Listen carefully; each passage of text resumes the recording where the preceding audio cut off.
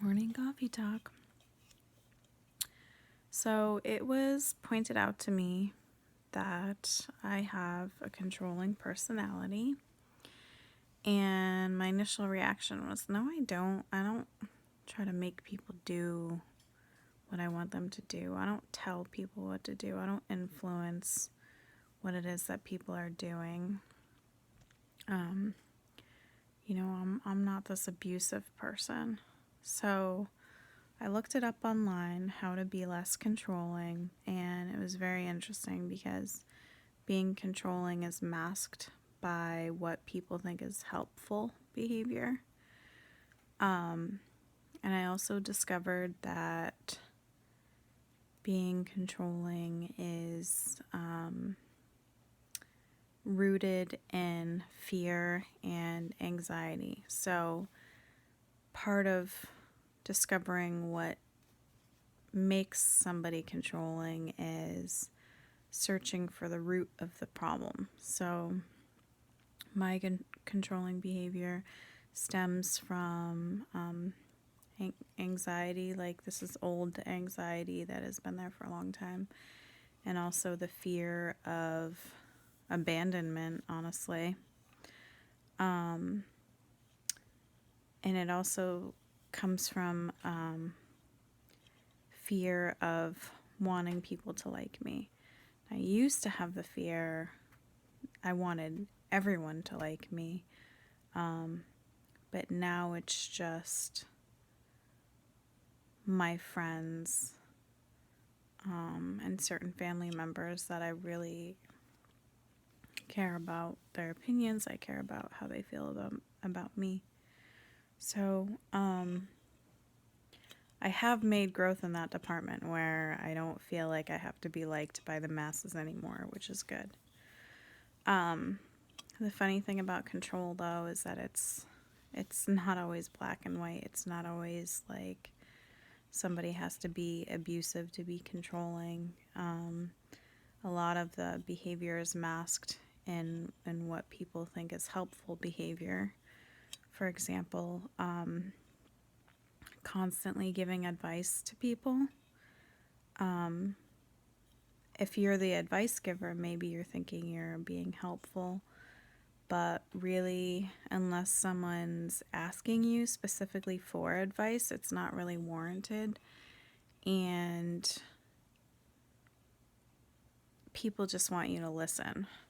So if you're constantly giving advice to other people about decisions that they should make or how it is that they should live their lives, that is an example of a controlling behavior, believe it or not. Because I know for me, I think when I'm giving advice to people that I'm being helpful, but really people just need to make their own decisions, and you need to sit by and let that happen. And what you can do instead is just listen, don't give advice, don't tell people what it is that they should be doing, let them do what they're going to do, and then just be supportive. So by me giving advice, that is me exhibiting a controlling behavior. And also, if you are constantly giving advice, you're coming across as being a know-it-all, which I don't want to be a know-it-all, because I don't really know much of anything except for the things that I've learned for myself. Another example of being controlling is constantly planning everything, which is my life. That's all I do is plan stuff. I make lists, I make plans, I put a lot of energy into that, like what it is that I want to be doing, projects that I want to do, all this stuff. We can plan until our heart's content, but whatever's going to happen, it's going to happen. So, I think people plan because they have a fear of the unknown. So they're thinking, oh, if I have a plan, if I just stick to the plan, I'm in control of the situation. But it's like a wedding day or a birth plan, right? It's like you can plan, but when it comes to that day, things are just going to naturally progress how they're going to progress. My first child, the delivery went nothing like how I wanted it to or how I planned. So, part of letting go of control is just not planning as much, letting things like just naturally unfold as they're going to. It's like about taking a weekend and saying, I have no plans for this weekend. I'm just going to play things by ear. And just letting things naturally happen. What else? So there's like planning and there's like telling people how to live their lives. There are other ways that people can be controlling. But I think like the best thing that you can do if you have these behaviors is just recognize that they're there. I think recognizing that you have that kind of behavior, that in itself allows you to start to change. Oh, the other thing is like giving people ultimatums versus setting boundaries. So I did some reading on that too, like how can I set boundaries without having it come across as being an ultimatum? So setting a boundary is saying basically like, if this can happen, then this is why it would be good for me, versus you need to do this right now or else this is going to be the consequence.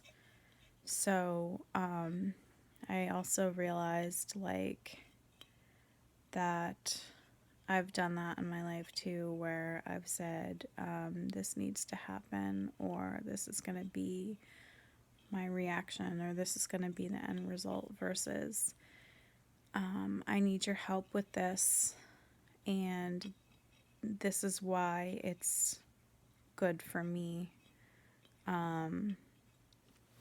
Like, for example, if you can help me do the dishes, that would really help me because it would alleviate my stress. And so basically you're saying like, can you help me do this because it helps me, and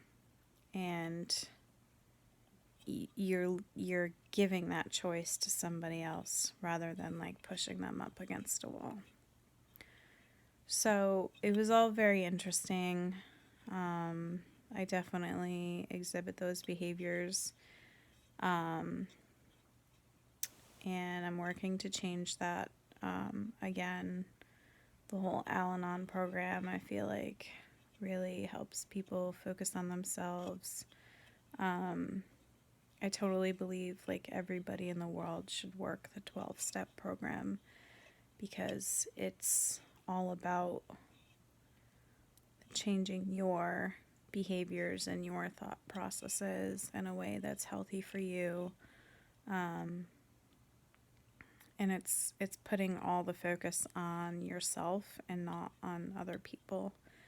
So that is the biggest thing that I have to learn how to do, is not put any of my energy into what it is that other people are doing, because I can't control what anyone else does. I can't control the outcome of any situation.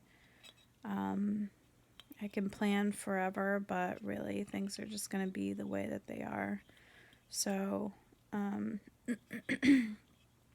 it's just learning to let go of that and kind of simplifying my life in a way, really, because it would put a lot less stress on me if I'm just focused on what it is that I'm doing. Oh, another thing about control is perfectionism. Wanting everything in your life to be perfect, everything around you, everybody, your environment, everything to be perfect, perfect, perfect. And I definitely have that too as part of my personality.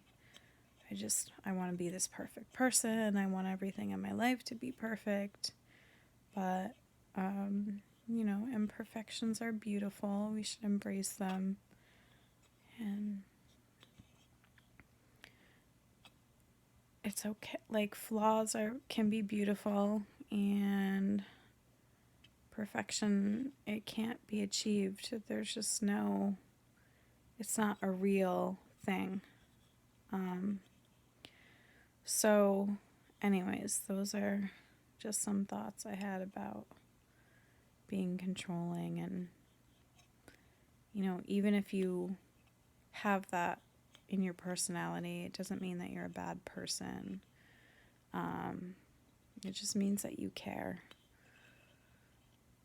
So I have some more work to do, I guess.